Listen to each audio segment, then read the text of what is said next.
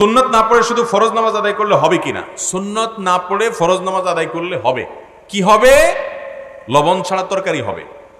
লবণ ছাড়া কি হবে ভাই? লবণ ছাড়া তরকারি কি হয় না হয় না? লবণ ছাড়া তরকারি হয় না? মরিচ ছাড়া তরকারি হয় না? হলুদ ছাড়া তরকারি হয় না? তেল ছাড়া তরকারি হয় না? তো সব ছাড়াই তো তরকারি হয়। পানি আর একটু সবজি সিদ্ধ করে নিলে সেটাও কি হয়? এক রকমের তরকারি হয়। তো সুন্নত নামাজ না পড়ে শুধু ফরজ পড়লে এইরকম নামাজ হবে আর কি, হবে, কিন্তু ভালো করে হবে। মনে রাখবেন, 5 ওয়াক্ত ফরজ সালাতের আগে পরে বিভিন্ন সুন্নত সালাত যে শরীয়তে রেখেছে, এটি আমাদের ফরজ সালাতের পরিপূরক, ফরজ সালাতের জন্য রিহার্সেল, প্রস্তুতিমূলক আয়োজন। আবার কিয়ামতের ময়দানে বান্দার যদি ফরজ আমলে ঘাটতি হয়, নফল আমল দিয়ে আল্লাহ তাআলা পূর্ণ করবেন।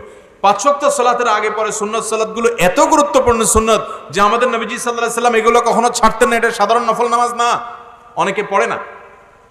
এটা সাধারণ সালাতের মতো না, এটা গুরুত্ব আছে। নবীজি সাল্লাল্লাহু আলাইহি ওয়াসাল্লাম এটা ছাড়তেন না।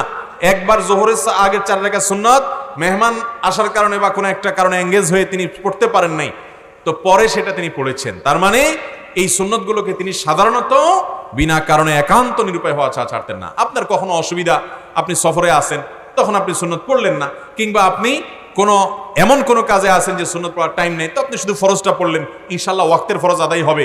হঠাৎ এরকম হয়েছে বিশেষ কোনো কারণে, গুনাহ হবে না। কিন্তু আপনি নিয়মিত এরকম করেন, অভ্যাস বানায় নিছেন, তাহলে আপনার ফরজের দায়মুক্ত আপনি হয়ে গেলেন, ওয়াক্তের ফরজ আদায় হয়ে যাবে, কিন্তু আপনার সালাদটা ওই লবণ ছাড়া তরকারির মতো, ওই ওয়াক্তের সালাদটা অপূর্ণাঙ্গতা থেকে গেল, সুন্নত হলো না, সুন্নত ছাড়া হলো। অতএব 5 ওয়াক্ত ফরজ সালাতের আগে পরে সুন্নতগুলো পড়ার চেষ্টা করতে